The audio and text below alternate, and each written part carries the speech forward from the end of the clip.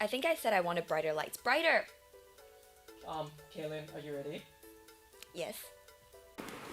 So after 3.5 hours, we're finally here at Mashiko. And on the way here, it's quite a big change from the city.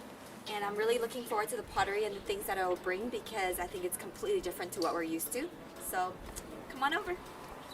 So of course I refused to shoot right after I get off the train, right? So of course we went back to the hotel and I had to get dolled up, and then we're on our way back out again, and we passed by this haunted looking house in the middle of the rice field, and we're like, oh my god, it's daylight, what could possibly happen? But the worst thing ever happened. What the heck? Okay, it's not opening. And it hurt my nails.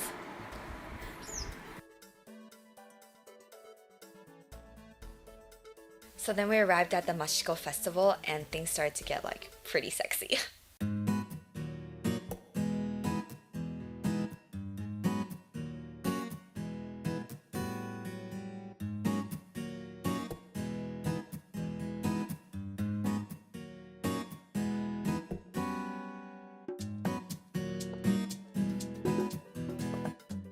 Check out those abs. Too bad they were handcrafted pottery. But of course, that's not the entire reason why I'm here. I'm here because I'm truly interested in Mashiko, which is this town, and how they make pottery. Do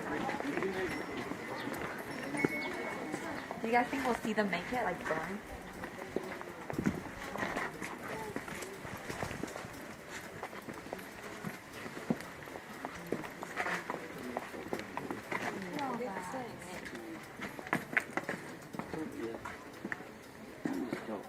We can totally shoot a documentary or something here.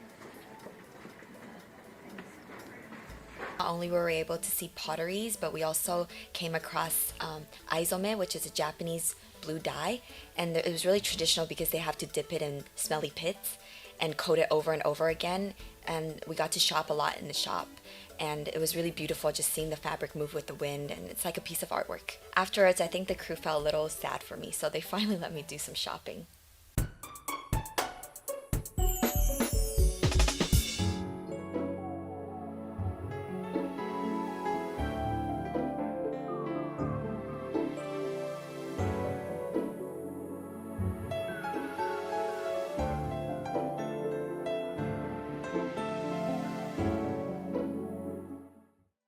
Then the day ended and I have a lot to look back on. So I think I did pretty well yesterday, for someone who didn't have a taxi or bus. I had to walk everywhere. It wasn't a close walk, but we did it, and we met a lot of different people, and we found out that there was a lot of different potteries. There was glazed ones and ones that came right out of the earth, which I thought was kind of okay, I guess I can do that, pick some dirt up and make some stuff. Then comes the day where we finally meet with our craftsmen. It was quite the journey to get there. At first I thought going into Mashiko and the area was the middle of nowhere, but this is the real deal. We literally had no idea where we are. Even the taxi driver couldn't find the location on his GPS. We were on the streets, and then it slowly goes into tire roads. There's no roads at all, gravel on the floor. We could feel it going up and down. But when we finally made it to the house, which is a little bit above the hill, it was just a beautiful little cottage in the middle of nowhere. Upon entering, it was a whole different world. In his workshop, there was tools neatly stacked, and in the middle there was a fish tank to remind him of his children when they come and visit him, because he works alone throughout the year and he lives alone. So it was really just his workshop turning into a home. Our craftsman was extremely nice. He offered to show us the process of making the pottery. So he started with kneading the clay, and I don't think I'll be doing that with my nails. Then after kneading the clay, he started spinning the wheel and molding the clay.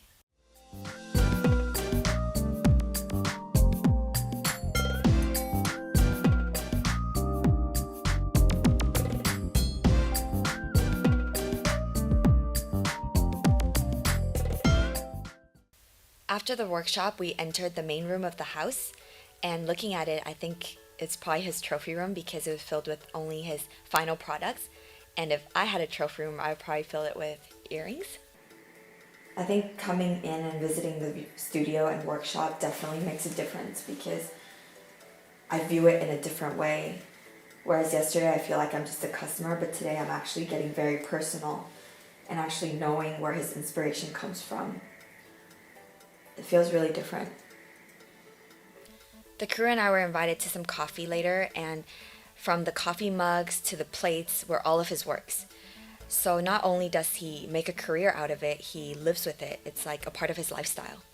I think previously I mentioned that I could totally make Mashiko, but I really have to take that back because after being there from the beginning process to the end and seeing the passion, the sweat, and the effort put into making a product, it's just not as easy as it seems. And it's a way of life, and I would love to have these products in my house.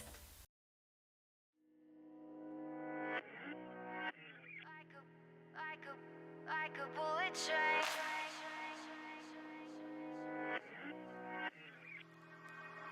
Moving like the speed of sound. Feet can't keep on the ground.